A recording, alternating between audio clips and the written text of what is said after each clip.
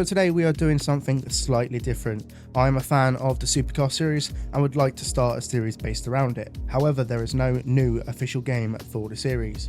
So today we'll be looking at two mods on two different games to see what is better, to maybe decide which game to run the series on, and hopefully help you decide what game and mod to run if you are looking to race supercars yourself. Starting with the sound then, a quite crucial part of immersion. We'll do a quick side-by-side comparison around Adelaide with Assetto Corsa AK Racing mod and the R Factor 2 FVR mod.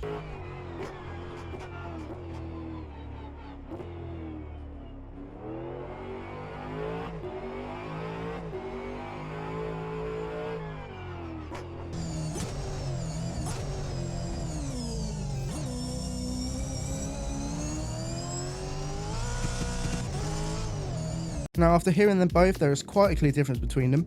Assetto Corsa kind of sounds like an off-board sound, whereas R Factor 2 does sound like you're in the car, so already I'd say RF2 has the edge. If you compare the actual sound of the car to what it does in real life,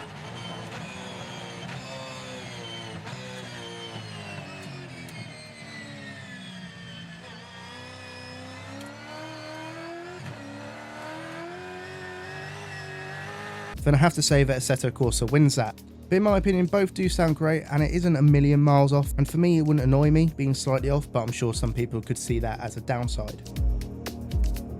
On to visuals then, we've got exterior and interior, and you can't see it too well on the onboard shot, so I'll overlay some images, but the AK Racing Assetto Corsa mod wins it on the interior visual. It looks so good and realistic, whereas the R Factor 2 mod looks good, but some stuff is quite minimal. And on the exterior, even though I do like the look of the R Factor 2 cars going off realism, Assetto Corsa wins it. They look really good and very realistic. Like, it's got the stomp effect, as I like to call it. The cars look like they've been stepped on, whereas R Factor 2 kinda looks like a bit too tall for the cars. Just quickly, we are on the road to 1,000 subscribers. We are getting so close, so leaving a like and hitting that subscribe button would help massively, and I'd appreciate it a lot. I'm not going to compare lap times because I've done more RF2 laps, so it's not really fair, and also if the cars handle well, then I guess lap times isn't everything. Speaking of handling though, that's next. Now, both are quite different to each other. Obviously, you've got the different game physics coming into play as well, but the Assetto Corsa feels very slidey on the rear. A tad understeery, but that was not too bad.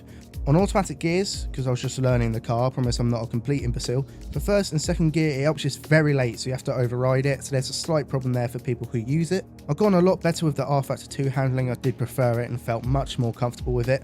However, I did enjoy and still am enjoying learning how to drive the car in Assetto Corsa and drive it well, so I think both are very good on handling. Both have their pros, both have their cons. The braking on RF2 is a con for me, just doesn't seem to work perfectly sometimes. I feel there's a much wider variety in terms of setup on Assetto Corsa. Every change just seems to do something, like you can feel it, whereas on R Factor 2 I feel like I have to do a lot to feel the change. It's a shame neither game can do a perfect championship mode. Assetto Corsa at least has the option to make one, whereas R Factor 2 doesn't, so if you're looking to make a season mode, I'd choose Assetto Corsa just on that basis. But all in all, both are actually very decent, and either game would work very well, aka this video is kind of pointless. So for this series, which I mentioned at the start, I feel like I'm going to start on R Factor 2, as that's what I'm used to, and then off camera learn more Assetto Corsa and then move over to that at some point. If you are looking to drive supercars, which game are you going to choose? Let me know in the comments below.